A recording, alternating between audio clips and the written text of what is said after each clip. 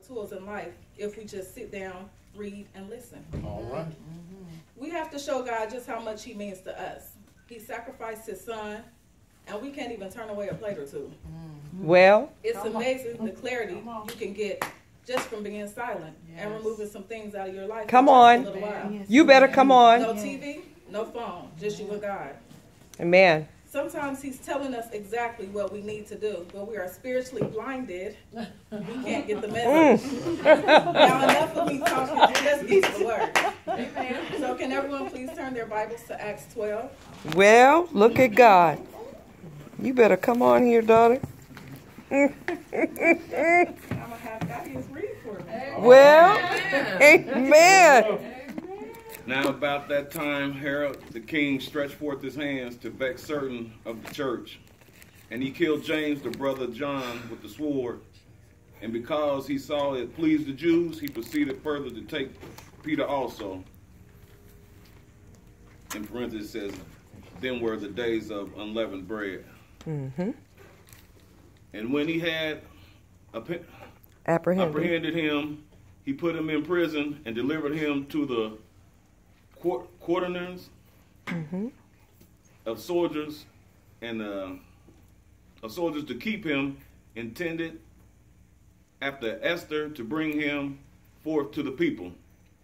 Peter therefore was kept in prison, but prayer was made without ceasing of the church unto God for him. Okay, and I'm going to stop you there. So the title of this message is Push. All right. Pray until something happens. Well, Now we see the word pray in verse 5. The church began to pray. Come on. Do you see how fast things can start to happen for people? God. Come on. Peter? Come on. Okay, Daddy. And when Herod would have brought him forth, the same night Peter was sleeping between two soldiers, bound with two chains, and the keepers before the door kept the prison. And behold, the angel of the Lord came upon him, and a light shined in the prison, and he smote Peter on the side, and raised him up, saying, arise up quickly. And as his chains fell off from his hands, an angel said unto him, gird thyself, and bind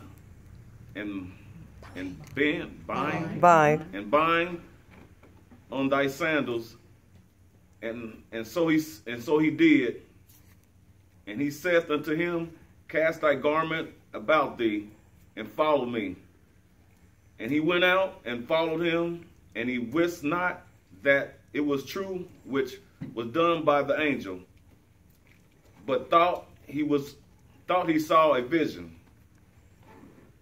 When they were past the first and the second ward, they came unto the iron gate that leadeth unto the city. Okay, just a second. So between verses 5 and 9, we also see the push. Taking place. It may not always be for you or about you. Just have the power. It may not always be for you or about you. Come on. You just may have the power and the connection with God to make some things move or happen on the behalf of others. Thank you, Lord. Preach. Remember, it wasn't Peter that was praying, but the church that was praying for Peter. Yes. I'll start 10 over. Okay. When they were past the first and second ward, Thank they you, came Jesus. unto the iron Hallelujah. gate that leadeth into the city, which opened to them of his own accord. And they went out, and they passed on through one street, and forthwith the angel departed from him. And when Peter was come to himself, he said, now I know of certainty that the Lord has sent his angel and hath delivered me out of the hands of Herod and from all the expectations of the people of the Jews. Whew, Jesus. And when he had considered the thing, he came to the house of Mary, and Mary, the mother of John, whose surname was Mark, where many were gathered together praying. Yes, Lord Jesus. Now, verse 11 says, I know that without a doubt that the Lord sent his angels to rescue me from Herod's clutches. Mm-hmm. Do you all see what just happened? Yes.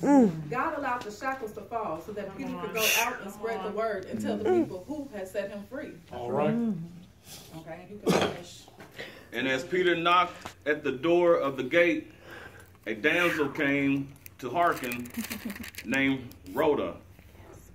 And when she knew Peter's voice, she opened not the gate for the gladness, but ran in and told how Peter stood before the gate.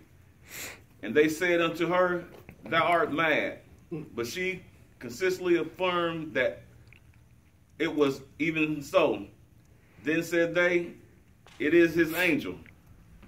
But Peter continued knocking, and when they had opened the door and saw him, they were astonished.